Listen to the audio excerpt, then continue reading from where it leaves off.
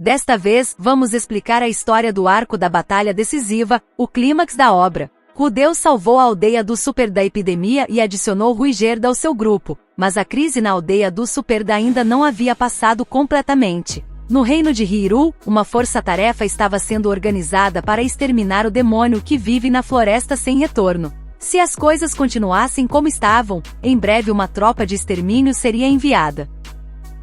Agora que Ruigerd fazia parte da equipe, a aldeia do Super tornou-se um local que o grupo de Orsted tinha o dever de proteger. Precisávamos dar um jeito nessa força-tarefa. Nessa situação, Rudeus fazia uma refeição com Ruigerd. O menu era arroz com ovo, usando o shoyu que finalmente encontraram no reino de Hyrule. O arroz com ovo estilo japonês, que só é possível com o uso do shoyu, era a comida japonesa que Rudeus buscava há tanto tempo. Quando viajavam como Dead End, Rudeus costumava insistir sobre o quão delicioso era o arroz com ovo. Depois de muito tempo, aquele desejo foi realizado. Ruigerd terminou de comer lentamente e disse apenas que estava bom. Norn, que comeu com eles, também disse que estava delicioso. Rudeus sentiu-se bem, mas no final, comentou que ia usar magia de desintoxicação porque comer ovo cru dá dor de barriga. Foi repreendido por Norn, que mandou ele não dar esse tipo de coisa para Ruigerd, que ainda estava se recuperando. Rudeus é sempre assim, não perde a descontração nem nos momentos de aperto. Depois disso, Rudeus começou a agir para impedir o envio da força-tarefa. Primeiro passou por Sharia e dirigiu-se à capital do reino de Hyrule usando o círculo mágico de transferência. O grupo de Orsted construiu uma rede para se mover através de círculos mágicos de transferência. Eles prepararam círculos em várias partes do mundo que permitem a transferência para Sharia, permitindo viajar para qualquer lugar do mundo passando por lá. Além disso, construíram uma rede de informações usando placas de comunicação, tornando possível a troca de dados com Sharia como centro. É por isso que mesmo divididos em equipes e agindo separadamente, eles conseguem trocar informações sem problemas. Zanoba já tinha instalado um círculo mágico de transferência perto da capital do reino de Hyrule. Rudeus, após obter as informações de cada equipe em Sharia, dirigiu-se à capital real. Ao chegar lá, para impedir o envio da força-tarefa, Rudeus teve uma audiência com o rei. O rei ouviu a história de Rudeus e enviou 2 soldados para verificar a real situação do Super. Rudeus voltou para a aldeia do Super levando esses 2. Ao verem a aldeia, os 2 soldados pareceram entender que o Super não era uma raça perigosa. Para Rudeus foi um desenvolvimento extremamente favorável. Talvez por isso ele tenha baixado a guarda. Depois de passarem uma noite na aldeia, ficou decidido que os 2 soldados voltariam imediatamente. Rudeus saiu da aldeia com eles para acompanhá-los até a capital real. Quando os 3 chegaram ao Vale dos Dragões Terrestres e começaram a atravessar a ponte que Rudeus construiu, a atitude dos 2 soldados mudou repentinamente. Eles, que atravessavam a ponte cercando Rudeus, pararam subitamente e começaram uma conversa que não parecia de soldados comuns. Então, na frente de Rudeus, eles removeram os anéis de disfarce e revelaram suas identidades. Um se identificou como Galfarion, do estilo do Deus da Espada, e o outro como o Deus do Norte, Alexander. Ambos são tão fortes que são contados entre os 7 grandes poderes, assim como Orsted. No instante em que Rudeus, convencido de que eram inimigos, tentou se mover, seus 2 braços foram cortados desde a base. Foi um golpe planejado por Jizu, começando por arrancar os braços. Tendo de fato os braços cortados, Rudeus não pôde usar magia de ataque como de costume. Tendo perdido seu meio de ataque, Rudeus tentou desesperadamente escapar injetando poder mágico nas pernas da Magic Armor. Ele tentou passar pelo lado do Deus do Norte, Alex, que estava atrás, para seguir em direção à aldeia, mas o contra-ataque de Galfarion acertou suas costas. Rudeus nunca imaginou que aqueles 2 soldados seriam espadachins daquele nível, e acabou caindo da ponte. Nesse momento 3 sortes ficaram ao lado de Rudeus. A primeira foi que a espada que Galfarion carregava era uma espada comum de soldado usada para o disfarce. Se a espada de Gal fosse a espada mágica que ele usa habitualmente, Rudeus teria sido partido ao meio. A segunda foi que Rudeus carregava nas costas da Magic Armor a caixa que ganhou de Atof. Essa caixa continha uma parte do corpo de Atof, que substituiu os braços perdidos de Rudeus e também serviu como estancamento de sangue. Caso contrário, Rudeus teria morrido por perda de sangue no fundo do vale. A terceira sorte foi que Doga testemunhou Rudeus caindo no vale e foi imediatamente atrás dele até o fundo. Embora até agora ele não tivesse tido a chance de mostrar sua verdadeira capacidade, Doga é um espadachim que possui o título de Imperador do Norte. Ele tem força suficiente para derrotar facilmente até mesmo os dragões terrestres que vivem no vale. Se Doga não tivesse ido atrás de Rudeus, este, tendo perdido a consciência, teria sido devorado pelos dragões terrestres e morrido. Graças a essas três sortes, Rudeus, apesar de ficar em estado de quase morte, conseguiu sobreviver após cair no vale. No entanto, a fuga do Vale dos Dragões Terrestres foi difícil, e Rudeus acabou desperdiçando vários dias. Durante esse tempo, a situação mudou. Primeiro, Sharia, a base, foi atacada. Com isso, a rede de transferência e comunicação do grupo de Orsted foi destruída, impedindo a colaboração entre as equipes.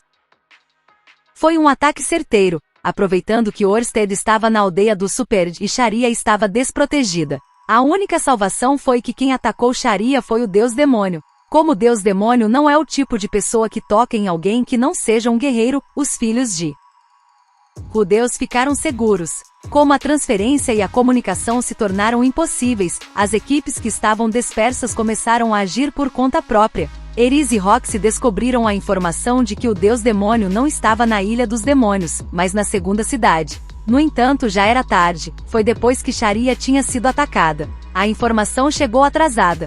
Eris e os outros que ficaram em desvantagem, seguiram para a aldeia do Superd para se reunir com Rudeus. Zanoba e os outros que estavam na capital real também começaram a agir. Rudeus, que tinha ido para a aldeia do Superd com os soldados, não voltava. Além disso, contatos e movimentos tornaram-se impossíveis, e a força-tarefa estava prestes a partir. Para entender o que estava acontecendo, Zanoba seguiu para a aldeia do Superd.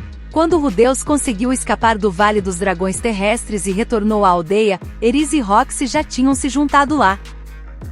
É aqui que a verdadeira identidade de Sandor, até então um mistério, é revelada. O nome verdadeiro de Sandor é Alex Kalman Heibach, também conhecido como Kalman II. Ele é o deus do norte anterior ao atual deus do norte, Alex, que agora é inimigo, e também é seu pai. Doga é discípulo de Alex e obteve o título de Imperador do Norte. Ariel tinha enviado o que se pode considerar a força de combate mais forte possível. E então Zanoba também se juntou à aldeia do Superd, e as informações de cada um foram compartilhadas. Galfarion, que era inimigo. Assim que a Eris ouviu falar que o Galfarion estava lá, ela soltou logo ele é meu. Ela queria acertar as contas pelo Rudeus, que teve os braços decepados por culpa dele. O Galfarion podia ser o mestre da Eris, mas a partir do momento em que se tornou inimigo do Rudeus, para ela, ele não passava de um alvo. Com isso resolvido, o grupo discutiu como dividir as forças. No meio da conversa, chegou a notícia de que a força-tarefa já estava perto. O Rudeus tinha conseguido chegar bem a tempo. Eles decidiram interceptar a tropa no Vale dos Dragões Terrestres. As forças aliadas contavam com 6 lutadores, Rudeus, Eris, Zanoba, Ruigerd, Sandor e Doga, além de uma dúzia de guerreiros Superd. A ideia era deixar os 6 enfrentarem os 3 de elite, enquanto os Superd seguravam o grosso da tropa, que tinha cerca de 100 homens. Ginger, Julie e Norn ficaram de fora do combate. Cliff também não tinha nível para enfrentar gente daquele calibre na linha de frente, então eles ficaram encarregados de proteger a aldeia. A Roxy tinha uma missão específica, então foi por outro caminho, escoltada pela Elinalise. O Orster é a arma mais forte, mas também o trunfo que não podia ser gasto à toa. O objetivo era poupar a mana dele. Se os inimigos de elite dessem muito trabalho, o Orster teria que lutar, e seria um desperdício. Por isso, ele também ficou na defesa da vila. Assim começou a batalha. O primeiro a se mover foi o North God Alex, que se anunciou e começou a cruzar a ponte Pensilvélia que já estava lá há tempos. Quando Rudeus e seu grupo simplesmente derrubaram a ponte, o Alex caiu lá embaixo. Ele é meio desligado ou imprudente, sabe como é. Realmente herdou o sangue do clã da tribo dos demônios. Logo depois, o Galfarion e o Kishin pularam o vale. Saltar em mais de 100 metros daquele jeito, não tem como não impressionar. E o Alex? Ele simplesmente subiu de volta das profundezas do vale. Aquele mesmo lugar onde o Rudeus sofreu para escapar, o cara escalou na maior facilidade. O Alex pode ser um bobalhão, mas como espadachim ele é um monstro. Especialmente com o estilo Northgard, que tem técnicas de correr verticalmente pelas paredes. Ele é praticamente um ninja. O resto da tropa não tinha como atravessar o vale e ficou do outro lado. Os guerreiros super ficaram de guarda, enquanto o grupo de 6 enfrentou o trio de elite. O primeiro a dar um passo à frente foi o Galfarion, com aquela aura de lobo feroz. Quem vai ser o meu oponente? Ele perguntou. A resposta veio na hora, com a Eris se posicionando sem nem pensar duas vezes. Sou eu. O Ruiger também se prontificou para enfrentar o Gal. Contra o Northgard Alex, foram o Sandor e o Rudeus. E contra o Kishin, o Zanoba e o Doga. O Alex só percebeu agora que o Sandor, seu próprio pai, estava ali. A batalha começou com o grito de Tousan, do Alex. O Kishin soltou um rugido que fez o chão tremer. No momento seguinte, o Galfarion saiu correndo, querendo se afastar do campo de batalha principal, provavelmente para evitar interrupções. Eris e Ruiger foram atrás. O Gal parou num lugar um pouco mais aberto dentro da floresta, e sem nem sacar a espada começou a falar com a Eris. Você parece bem. A Eris estranhou. O Gal que ela conhecia não era um homem de conversa nesse tipo de situação. Quando ela inclinou a cabeça sem entender, ele perguntou, você lembra do Gino Blitz?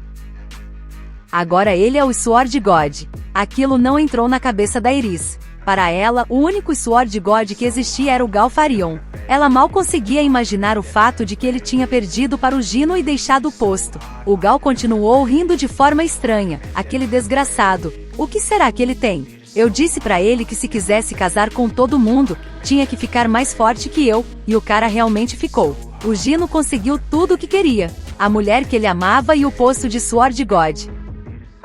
E você? O que você é? Arranjou um homem e ainda ficou abanando o rabo para aquele Dragon God que era nosso inimigo. Eu confiei a você o sonho de derrotar o tal Dragon God, algo absoluto. O Gal disparava perguntas, mas aquilo não tocava a Eris. Ela só pensava no que ele tinha se tornado e respondeu, você ficou frouxo. Foi aí que o clima mudou completamente. Um verme como você, vou mandar pro outro mundo num golpe só. E é a segunda vez na vida que me chamam de verme. Talvez o Gal estivesse lembrando da primeira vez que conheceu a Eris. A batalha finalmente começou. Eris se preparou na guarda superior e o Gal adotou a postura de e aí. Por um instante, o tempo pareceu parar. Os dois ficaram imóveis, calculando a distância. O primeiro a se mover foi o Galfarion. Com um movimento sutil de baixar o quadril, ele atraiu a Eris, que atacou com tudo. Ela disparou o Corte da Luz, a técnica suprema do estilo Sword God, com toda a sua força. O Galfarion, por sua vez, segurou a espada com a empunhadura invertida. A técnica que ele usou para neutralizar o golpe da Eris não foi o contra-luz do estilo Sword God, mas sim o fluxo, a técnica suprema do estilo Water God. Com a mesma velocidade do Corte da Luz, ele desviou a espada da Eris. O contra-ataque veio certeiro, mirando o pescoço dela que estava vulnerável. Mas a espada do Gal foi bloqueada pelo Ruigerd. O Gal tinha se esquecido completamente do Ruigerd, que estava o tempo todo ali na sombra da Eris, escondendo sua presença. Ou talvez ele só achasse que o Ruigerd não faria diferença nenhuma. Se o Gal tivesse usado o Corte da Luz, o Ruigerd não teria conseguido bloquear. A diferença de nível entre eles era grande demais. Mas como o Gal usou uma técnica de Water God, o golpe acabou ficando fraco o suficiente para o Ruigerd aguentar. Se ele tivesse ido com o estilo Sword God, talvez tivesse partido a Eris e o Ruigerd ao meio. O Gal teve esse pensamento por uma fração de segundo, e foi aí que o contra-ataque da Eris o atingiu. O Gal foi cortado ao meio. Se ele tivesse usado as técnicas do estilo Sword God, o resultado teria sido o oposto. Desde que perdeu para o Gino, as engrenagens do Galfarion estavam desajustadas, a ponto de ele não conseguir mais confiar na própria espada. No final, a Eris perguntou, tem algo que você queira dizer? O Gal respondeu, você tem sorte. Não se tornou fraca. Você parece estar possuída, mas continua livre. E então, entregou sua amada espada para Eris. É bom ver alguém que vive livre ser forte. Essas foram as últimas palavras do Galfarion. As últimas palavras do Gal, em quem será que? Ele estava pensando? Na Eris, no Gino, ou talvez nele mesmo, que nunca conseguiu viver como queria. A Eris queimou o corpo dele com a magia de flores e seguiu em frente para a próxima batalha. Enquanto isso, o resto do conflito também estava rolando. Zanoba e Doga enfrentavam o Kishin. Como ambos são focados em força bruta, a compatibilidade não era ruim, mas como esperado de alguém de outro nível, eles estavam passando sufoco mesmo lutando em dupla. Já contra o North God Alex, lutavam Sandor e Rudeus. Esse embate também começou na base da conversa. Pro Alex, o pai estava desaparecido há anos e ele já dava como morto em algum lugar. Encontrar o cara ali do nada fez com que ele quisesse trocar uma ideia. O Alex disse que ia derrotar o Orsted e virar um herói, e que mataria os Superd, que seriam demônios. O Sandor rebateu dizendo que os Superd não são demônios, mas o Alex não quis ouvir. Ele estava obcecado por ser chamado de herói, disposto a fazer qualquer coisa por isso. Parecia alguém que de tanto querer o objetivo perdeu a noção dos meios. O Sandor desistiu de tentar pará-lo na conversa. Assim começou o duelo entre o pai, que um dia foi chamado de herói, e o filho, que quer se tornar um. Detalhe, durante a conversa, o Rudeus ficou de fora. O equipamento atual dele, sem partes importantes e sem armamento completo, só o Magic Armor Mark reformado. Não estava lá essas coisas. O Alex nem se deu ao trabalho de se importar com ele. Quando a luta começou, o Sandor avisou: cuidado com a espada que ele tem. A espada é a Wanglon, a arma mágica mais forte do mundo, capaz de manipular a gravidade. Como já foi do Sandor, ele sabia melhor que ninguém o perigo que era. O Alex atacava com movimentos imprevisíveis usando o poder da espada, mas o Sandor desviava de tudo. O Rudeus também dava cobertura, lutando de igual para igual, mas o Alex ainda não estava falando sério. Ele estava poupando forças para o combate contra o Orsted, quando ele resolveu lutar. De verdade, o Sandor não conseguiu mais acompanhar. A diferença de qualidade das armas era absurda. Contra o Wanglon, o Sandor usava apenas um pedaço de pau. Sem uma arma de nível de espada mágica, era impossível medir forças. No momento em que o Sandor estava sendo pressionado, a Eris surgiu do nada, soltando um grito e fazendo um ataque surpresa, já que tinha acabado de vencer o Gal e vindo correndo. O Alex conseguiu bloquear o golpe surpresa e contra-atacar, mas o Ruiger defendeu. Ao ver a Eris, o Alex ficou chocado, achando que o Gal tinha sido derrotado. Pelo visto, eles tinham se tornado próximos enquanto lutavam juntos, e aquilo foi um golpe duro para ele. Furioso, o Alex disparou sua técnica secreta mais forte. O Rudeus percebeu o perigo e, num reflexo, usou magia para lançar os aliados para longe. O golpe do Alex tinha poder suficiente para criar uma cratera no chão. O Rudeus, mesmo evitando o impacto direto, ficou ferido e foi lançado para cima de uma árvore. O Sandor ficou com ferimentos ainda piores. Ambos usaram magia de cura, mas estavam exaustos. A Eris e o Ruiger tiveram apenas arranhões, mas agora estavam inconscientes. O Alex não os finalizou e seguiu em frente. Talvez tenha achado que não era necessário depois de usar o golpe especial. Ele sempre mostra esse tipo de imprudência. Como sua avó é a Rei Demônio Atof, talvez tenha herdado essa falta de inteligência dela.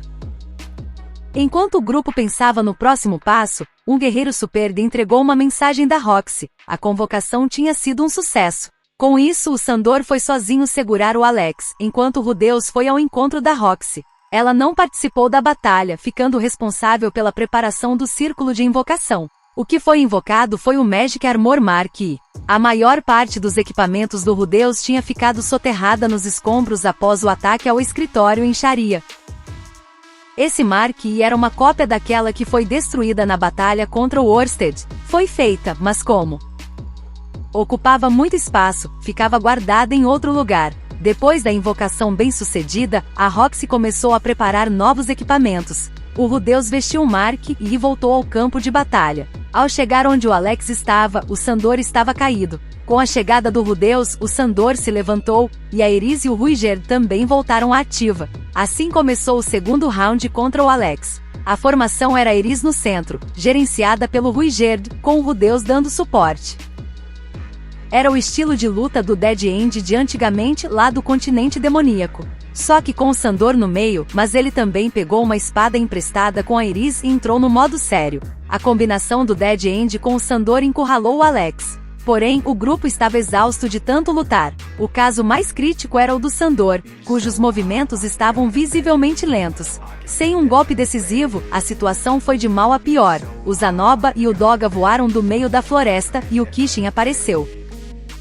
Com reforços inimigos, o cenário complicou de vez. Mesmo recuperados, o Zanoba e o Doga estavam em desvantagem contra o Kishin, e o combate contra o Alex também não estava fácil. Isso é ruim, pensou o Rudeus, mas não conseguia decidir como agir. Enquanto isso, o Sandor finalmente cedeu, exausto, quase caindo de joelhos. Pode ir, não precisa se preocupar comigo. No instante em que o Rudeus pensou isso, uma risada ecoou pelo ambiente. Em Mushoku Tensei, risadas altas geralmente significam a chegada de um demônio imortal, como Kishirika ou Badigadi. O Sandor e o Alex pareciam reconhecer a voz. As coisas ficaram bem interessantes, hein? Com essa frase apareceu a Rei Demônio Imortal, a Toferatoff. Ela tinha partido sozinha em direção ao reino de Bierill e, de alguma forma, conseguiu chegar a tempo para a batalha decisiva. A primeira coisa que a Toph fez foi falar com o Kishin.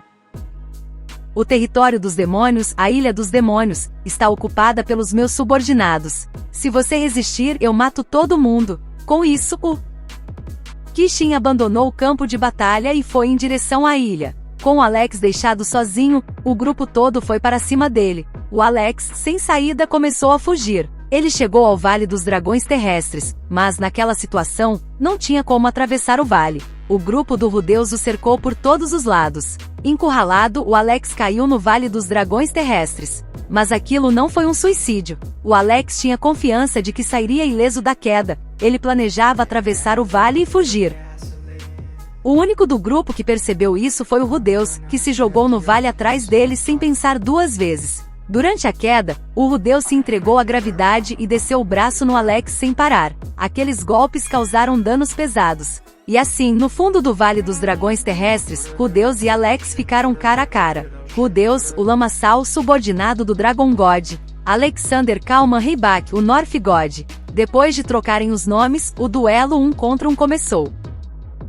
Rudeus optou pelo combate corpo a corpo em vez de manter a distância. Ele fechou o cerco e se esquivou dos ataques do Alex. A lâmina do Alex destruiu uma das ombreiras da Magic Armor, mas o Rudeus conseguiu entrar na guarda dele. Ele golpeou o Alex com a Gatling Gandamark e a queima-roupa disparou sem parar. Ele despejou toda a sua mana e continuou atirando até a metralhadora estraçalhar, transformando o Alex em pedaços de carne. Vale lembrar que, como neto da Toph, ele não morreu só por ter virado carne picada, mas vai levar um bom tempo para se regenerar. Vitória do Rudeus. Ele levantou o braço direito e comemorou. Com isso, o grupo do Itogami perdeu mais uma peça importante. Mas o Jizu, o verdadeiro mentor, ainda não deu as caras. A batalha decisiva ainda não acabou. Esse foi o resumo da segunda parte do arco da batalha decisiva. O que acharam? Então, a gente se vê no próximo vídeo. Até mais!